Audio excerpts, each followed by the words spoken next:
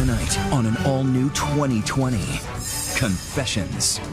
Your child's just been discovered in the mall, a model in the making. But wait till you discover what this talent agency could charge and keep charging.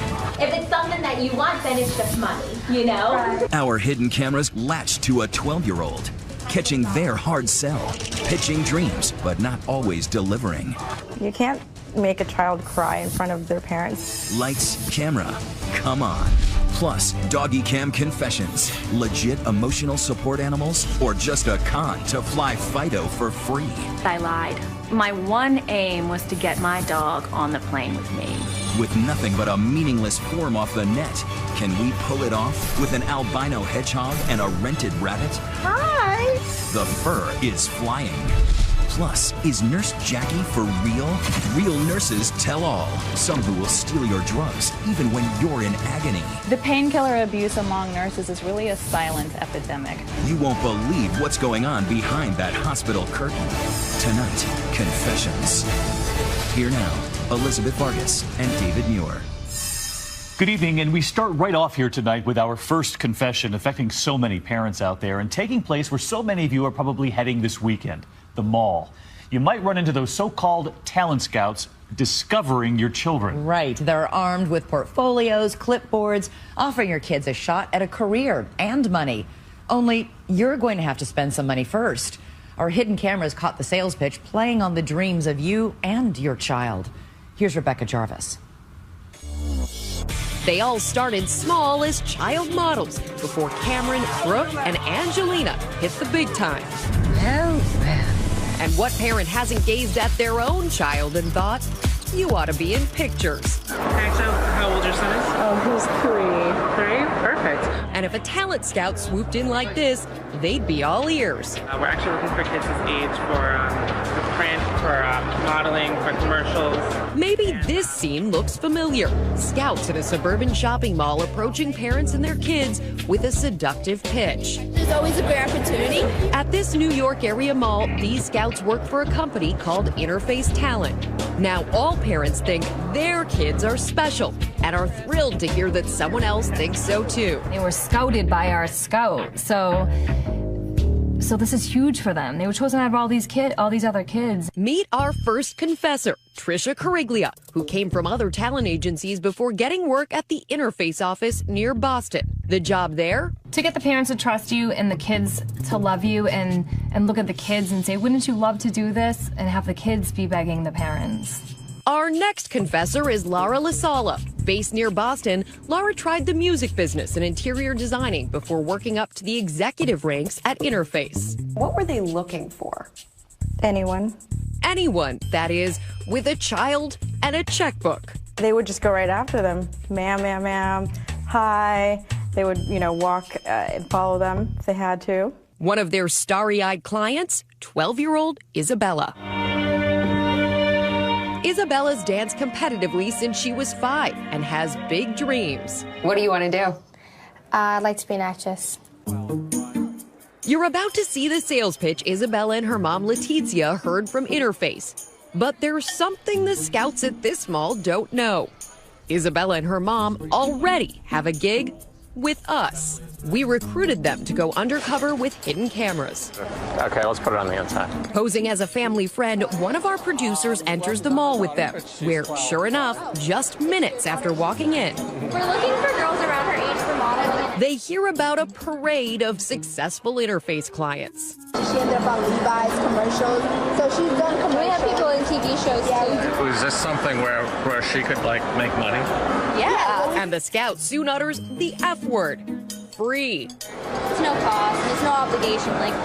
You're just gonna come into our office, talk to one of our development directors, and then he or she will tell you about our program and everything. Still skeptical? Well, they know just what to say. We have an 80% success rate. 80%? Yeah. Meaning what? They got at least one call back. Really? Even though Isabella is working undercover for us, she's flattered. It's like not every day someone asks you if you would like to be a model. So we sign up. Our entry to the next stop on the hard sell tour, the Interface office. With locations in 6 states, Scouts fanned out to attract parents in shopping malls up and down the East Coast for that free evaluation. Was the free evaluation anything more than a sales pitch? No, it was all sales pitch. Trisha Cariglia says curious parents often ask the same question. Did they just choose my daughter out of hundreds of people? And I'm supposed to say, yes, of course, look at her. Interface says they never claimed to be selective. Still, Trisha says employees were intensely pressured to get money from every family, talented or not. I had kids hanging from the ceilings, throwing things in my office. I just wanted to get them out of there.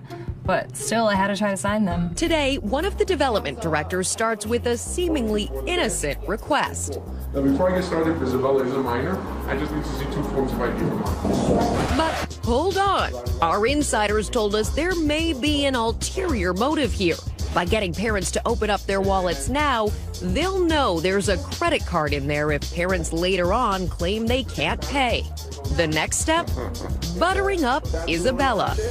Beautiful smile. Did you wear bracelets? Pouring on the compliments. So you had to pick out something about the child and compliment them.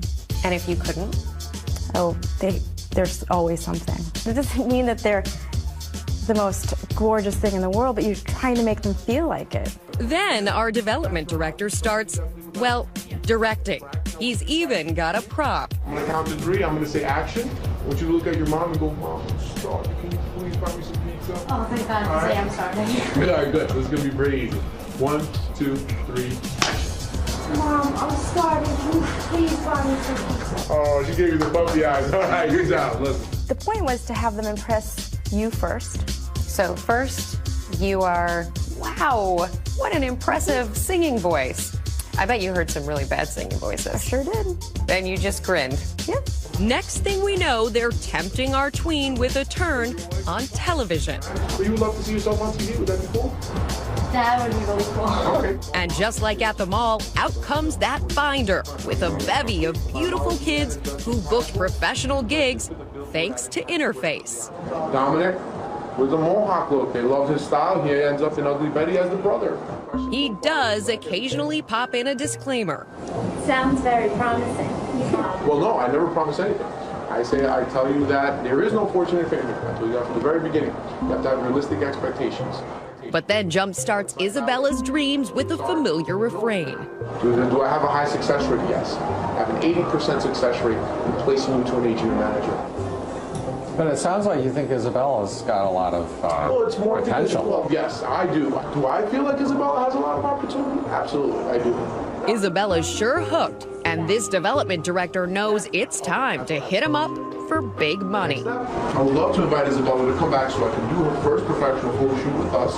They'll send those pictures out to agents and casting directors, but there's a whopping price tag. Photo shoot packages run from $600 up to over $7,000. That's not cheap. Neither is 10 years of ballet, tap, jazz, flamenco, and all that. True. Then he tugs hard on parents' heartstrings. Well, nothing's cheap in life for kids. Right. But it's how much you believe, how much you really think she wants it. So the goal was really keep them in the room until they sign. Yes, there could be no zeros. If there was a zero, it was going to be hell to pay from the owner. The former owner denied pressuring employees and told us staff was instructed to deal with clients honestly and ethically. Still, we witnessed a healthy serving of parental guilt. And when you want to look back at this, you want to say, did I jip myself by starting low because of a few $100s? Or did I do it the best way possible? And what parent doesn't want the best for their kid? So we laid down $1,600 for the photo shoot. The development director later told us he didn't feel like he did anything wrong and believed in his pitch since his own daughter found modeling jobs through Interface. But Mom, not so happy. When he put down the price list, it was completely out of the ballpark that I had even thought of. But Isabella has stars in her eyes. You just have a feeling in your gut that it's going to turn out okay. Our insider, Trisha, says she had moments of guilt, But she felt she had to stick to the script since supervisors usually watched on surveillance cameras. They taught us either your kid eats or their kid eats.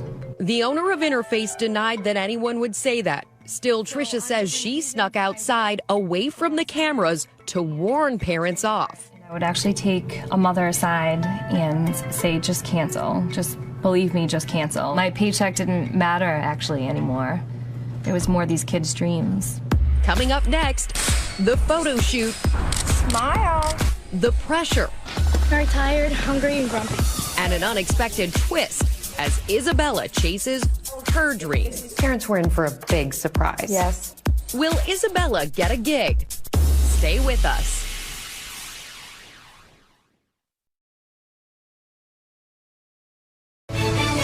"2020 continues. More Talent Agency Confessions with Rebecca Jarvis. How's that? That's all good?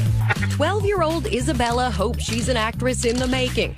It'll fit right in there. More models? She and her mom have gone undercover with 2020 to find out if the Interface Talent Agency can back up its big talk. We're looking for girls around her age for modeling. They've paid $1,600 for professional photos.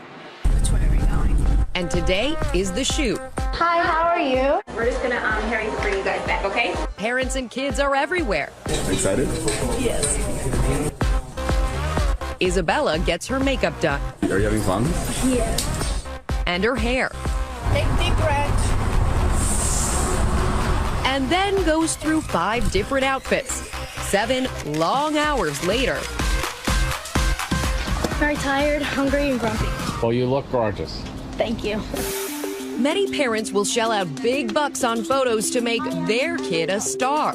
And according to former employees, some Interface offices were at one point raking in $100,000 a week. Isabella and her mom later returned to see the photos. Very nice. Ready for the glamorous auditions ahead. But not so fast. They first have to meet with one of the bubbly marketing directors. Now, did you guys love the pictures? Yes. Yeah. You had fun, didn't you?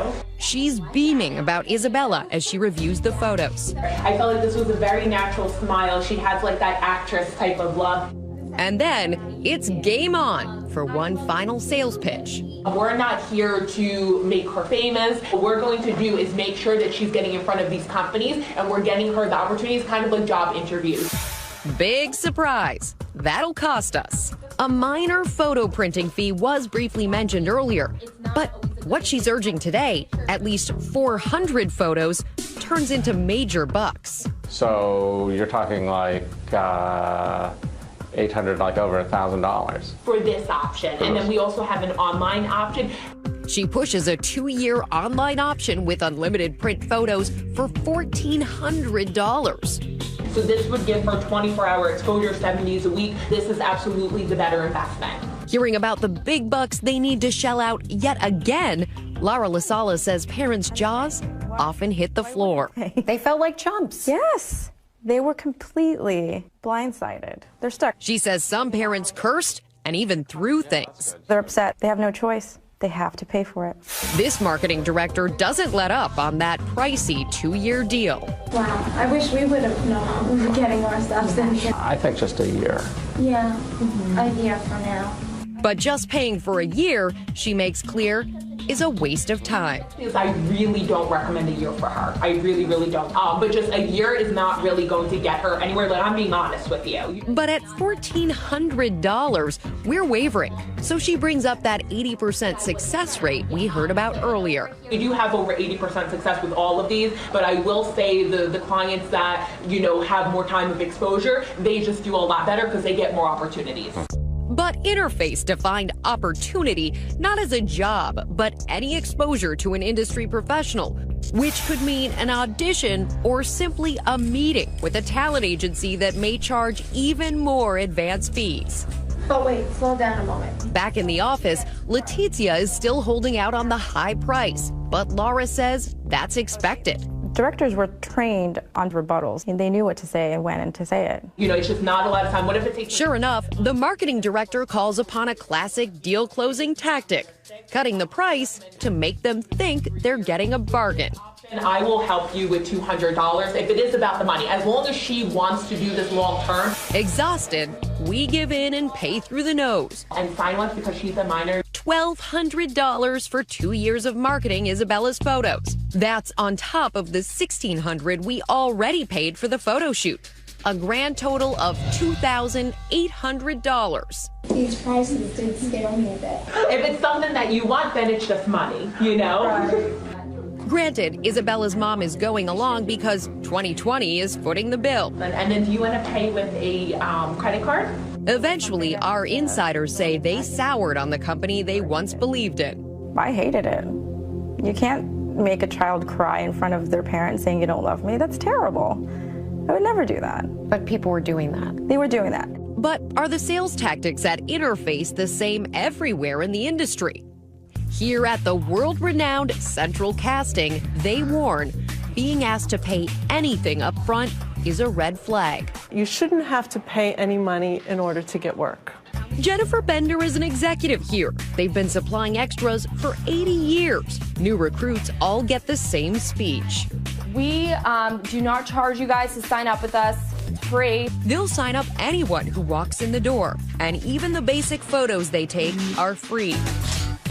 Back at Interface, where people have paid thousands of dollars, what's up with that 80% success rate they boast about? You have over 80% success with all of these. Well, 2020 tracked down over 50 former clients of the Massachusetts office. Most were unhappy, and less than half said they'd received any auditions.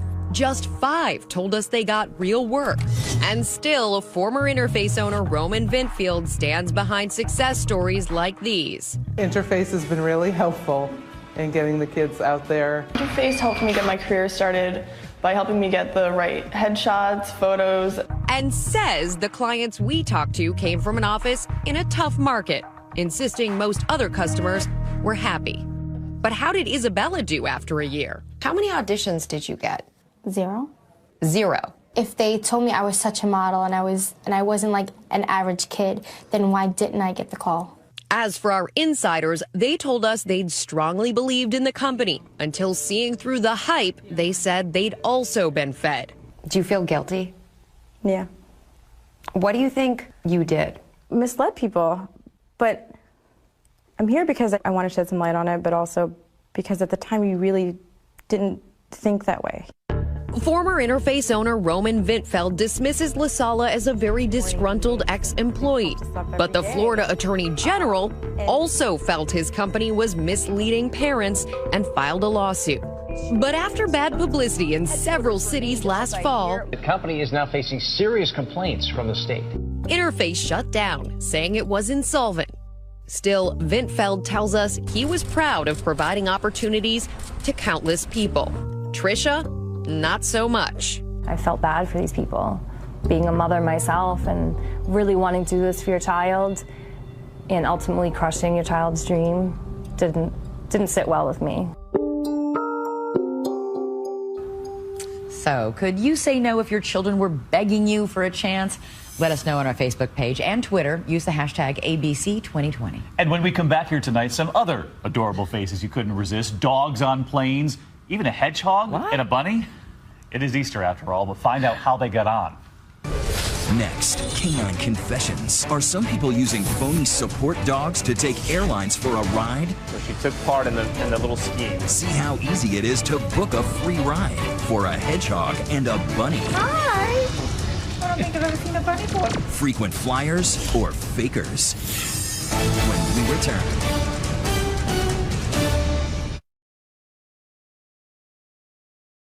You've heard the expression, when pigs fly. Well, one almost did recently. You remember that headline, the woman who took her pig on a plane as an emotional support animal, but got booted for bad behavior. But sometimes with dogs and other pets, is the fur flying under false pretenses for a free ride? Tom Yamas got on board to find out. And sit, and up. That's very good. So this is Callie? This is Callie, yes. Callie, this is Tom. Callie is a 9-year-old lab terrier. Genevieve is her owner. What was Callie like when you got her? Rotten, Yeah. but very, very cute. But you can't blame Callie for what they got involved with a few years ago. a mile-high travel scam. I heard from a friend that you could get your dog certified as something called an emotional support animal, an ESA. Emotional support animals assist people with emotional disorders.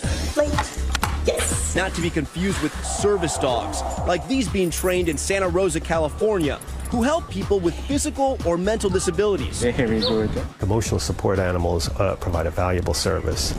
Our confessor, Genevieve, admits she had no need for emotional support. She simply wanted to fly with Callie by her side, not in a carrier or in cargo, which would have cost a fee. So she found a way to do it for only a few white lies and a red doggy vest.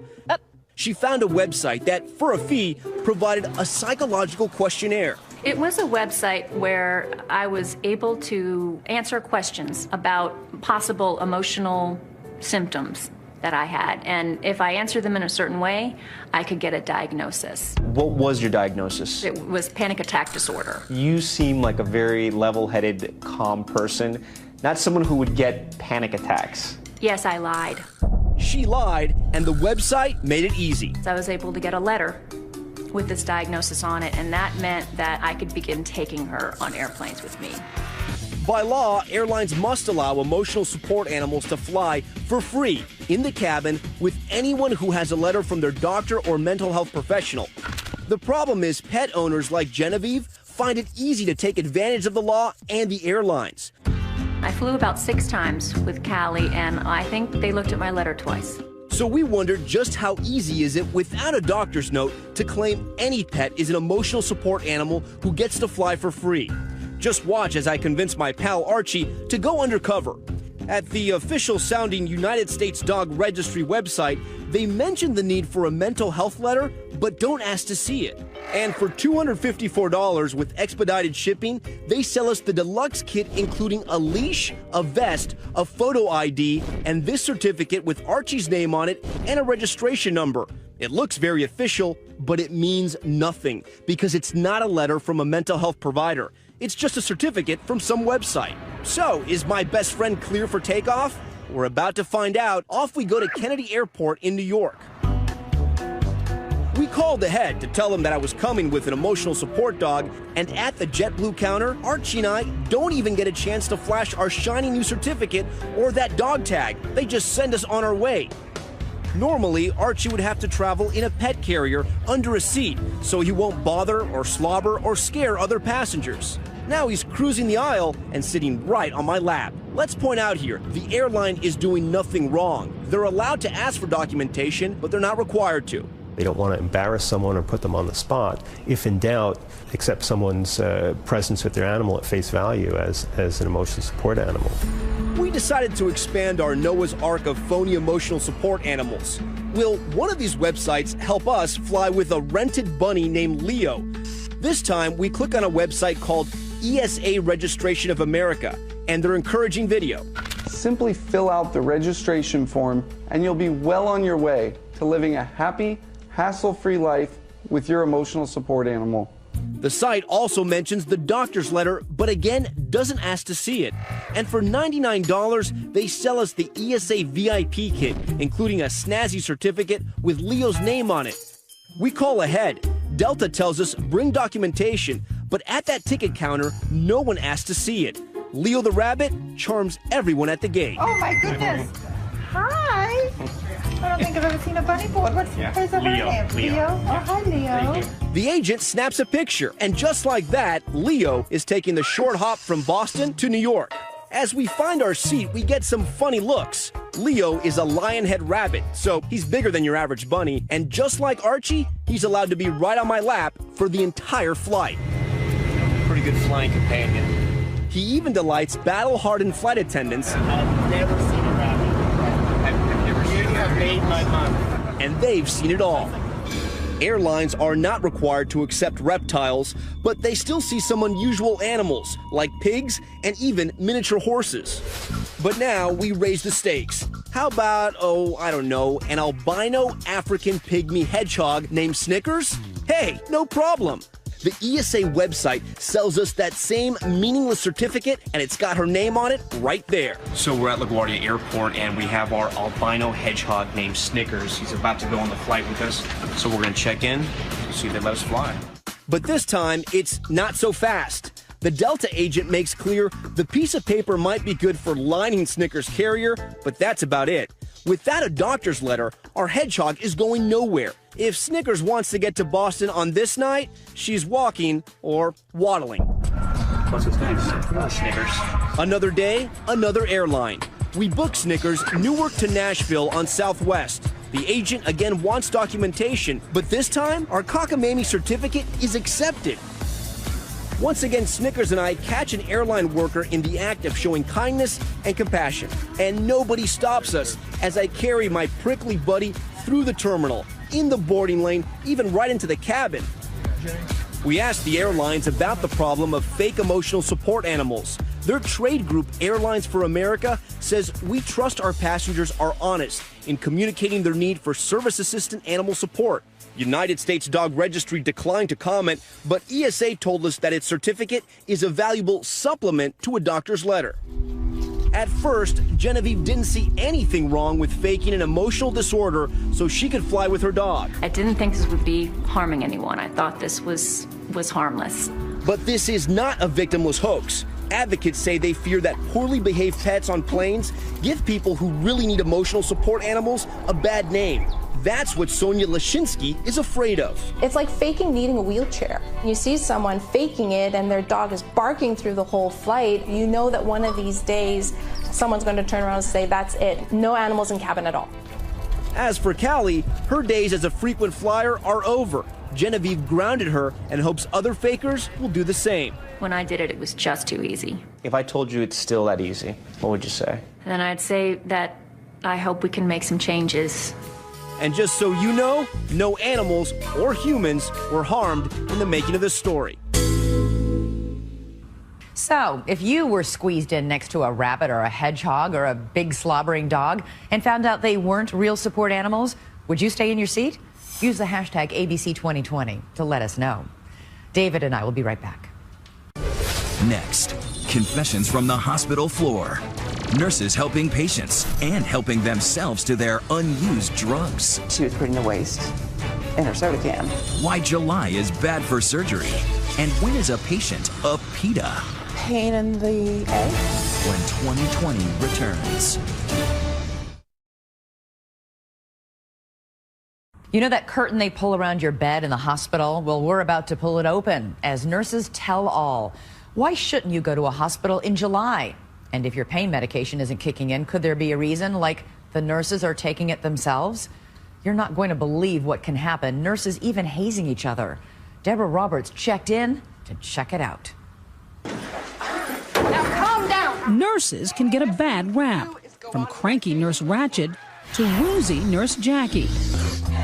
It's Hollywood's take on one of the most noble professions, the first line of defense when your health is in jeopardy. Nursing is a world of life and death, and sometimes violence. Check out this hospital security camera video. A pipe-wielding patient sending nurses scrambling, even decking one of them. The ER is brutal. I've been spit on in my eyes. I've been hit, bit, kicked.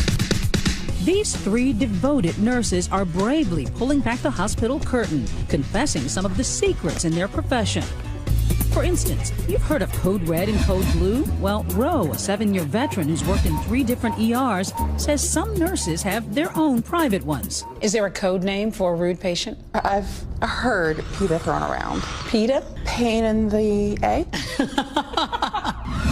Patient care can be challenging, but if you're on the receiving end, these nurses are offering a few tips on how to, well, survive a hospital visit. For starters, stay healthy during the month of July when patient death rates spike between 8 and 34%. If you're at a teaching hospital and you show up on July 1st, you are going to get a brand new resident who yesterday was a medical student and today is a real doctor. And as for your nurse, if you're truly unhappy, demand a different one. Just ask Lauren, a travel nurse who's worked at 6 hospitals in 6 years. I actually had that happen to me as a new nurse. I don't know if she saw my hand shaking or she saw me sweating. I don't know what she saw. But she was like, oh, you must be new. And I was like, yeah, it's my first week. And she's like, that's awesome. Can I have a different nurse? Yes. Like, well.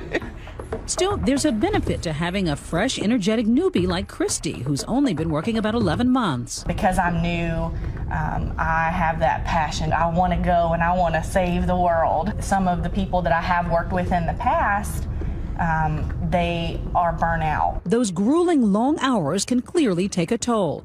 But who'd ever imagined that stressed out nurses might turn on each other, with even hazing incidents reported? I had been bullied for being a new nurse.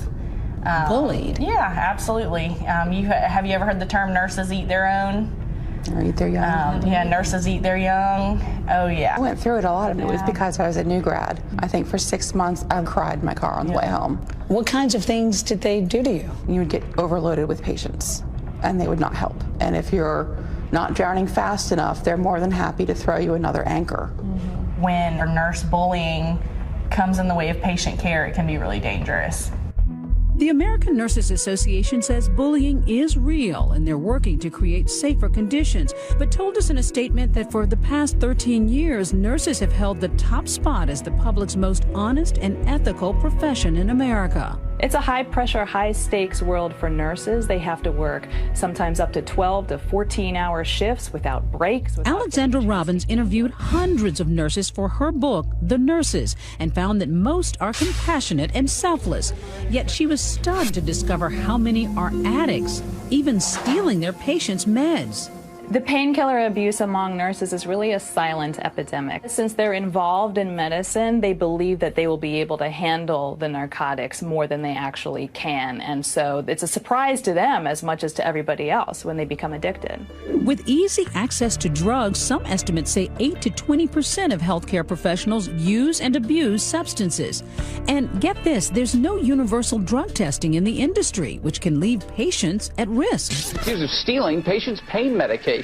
Take the case of 16-year-old Ryan Slater, rushed to the hospital for an emergency appendectomy. As soon as I got out of surgery, all I could feel was the most horrible pain that I've ever felt in my entire life. He's prescribed a powerful painkiller, but hours and multiple doses later, he's still in agony. I was constantly telling them that this wasn't helping, this wasn't working. I wasn't understanding why nothing was getting any better. That's because Ryan wasn't getting his meds at all. A nurse had brazenly swapped out the vials with simple saline solution. I do not know how she was stealing the medication.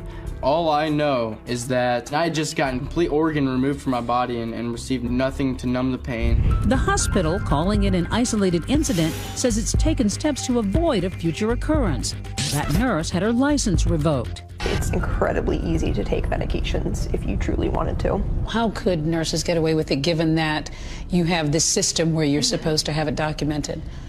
There's a way around every system. In fact, nurses are supposed to discard leftover medication in the presence of another nurse.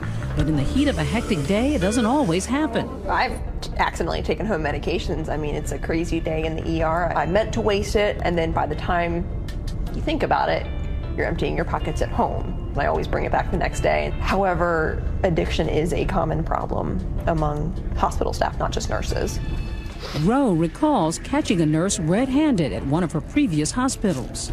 She was putting the waste in her soda can and going and medicating the patient. I ended up going to the charge nurse and going, she might be impaired.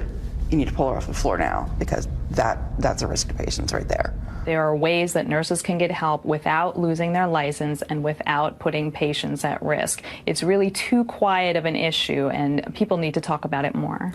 Shedding light on a job loaded with adrenaline and intensity.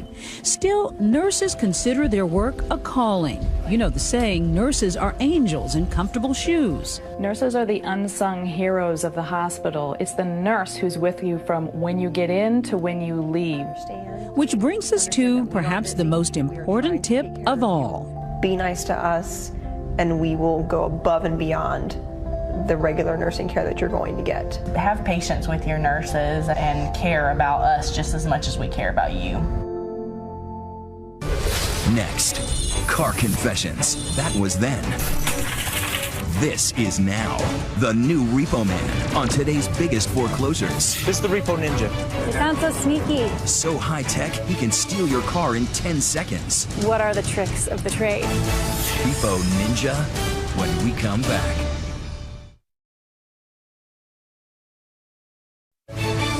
Confessions continues on 2020. Now, Paula Ferris.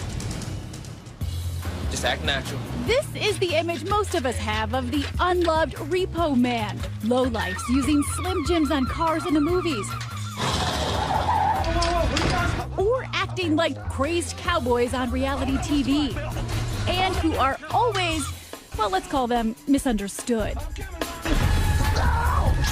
We're just above or below the garbage man. The garbage men are taking something we don't want. You're taking something we do want. Taking something they do Our want. vehicle. Yep. And taking those vehicles away can lead to some very hard feelings. Here, a woman angrily smashes the windows of her SUV as it's being taken away. Step back. You need to step back. This video shows a Repo Man surrounded and assaulted by an angry group of men. This Repo Man says he's found a better way to take away those prized vehicles. Meet Matt Pittman of Utah, part of the new high-tech breed of Repo Man who's taking his profession to new heights, literally.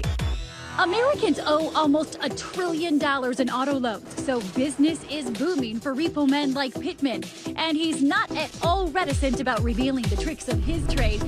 He might as well write a tow truck tell-all.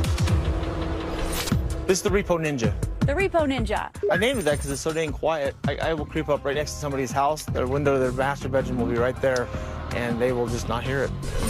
And the Repo Ninja can almost operate itself, towing a car without Pittman even having to step outside.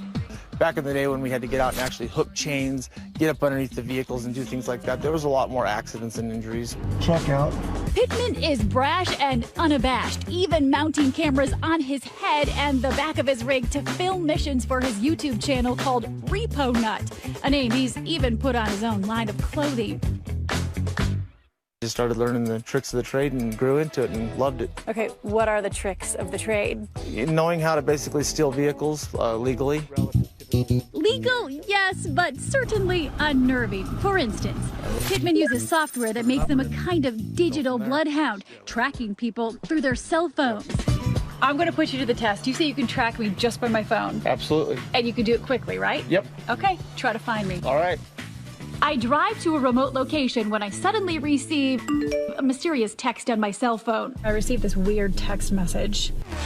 By clicking on it, I've stepped into his trap, sending a signal back to Pittman, who can now track my phone by GPS. Yeah, looks like I got her location. That was a little too easy. I was a sitting duck. Meantime, back in the Repo Ninja, Matt's cab is like a clandestine command center, complete with a laptop loaded with special surveillance software in easy reach. The computer allows us to be able to tie it into the internet mainly. And if he can't get at a vehicle with his tow truck, Pittman will simply sneak up and slap a GPS tracker on it. Now he can track at his leisure, and if they don't pay, he can pounce. It sounds so sneaky. It is very sneaky. A lot of what we do is very sneaky, and that pisses a lot of people off. For Pittman, all of this cutting-edge technology is to stay one step ahead of delinquent car owners, whether it's by land or air. Believe it or not, he even travels with his own drone. There she goes. Why all the high-tech gizmos? Pittman says they help him do repo work safely at a distance. Because if you get too close, watch what can happen. Back up off me right now. I am. Move your truck. If an owner is present when Pittman tries to take a vehicle, it can get ugly. Move your truck. All right, brother. Pittman is forced to retreat back into his cab. Move your foot. This owner actually jumps on Pittman's truck as his SUV is being towed away. He jumped back on.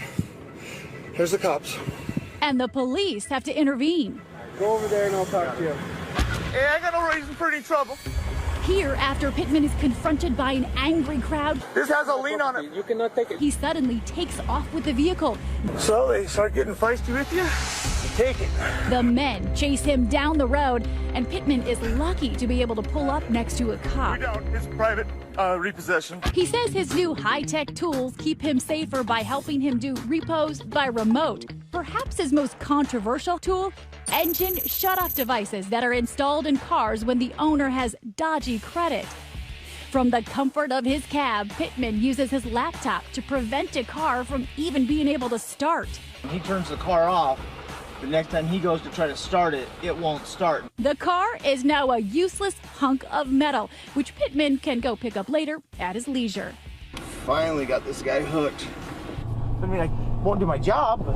If you still think Pittman is some kind of robo-repo man with only ice water in his veins, you should know a couple of things. First, he will alert a driver. You want to get some stuff out? If they still have personal items in the car. You want this? And he's been known to occasionally give them a different kind of lift. You want to ride back down to Springville? And after I picked him up, I gave him a ride home. You're the repo man with a heart. I am a human being with a heart, and I just happen to be a repo man. That's our program for tonight. Thank you so much for watching. I'm Elizabeth Vargas. And I'm David Muir. Happy Passover and happy Easter this weekend. And from all of us here at 2020 and ABC News, have a good evening.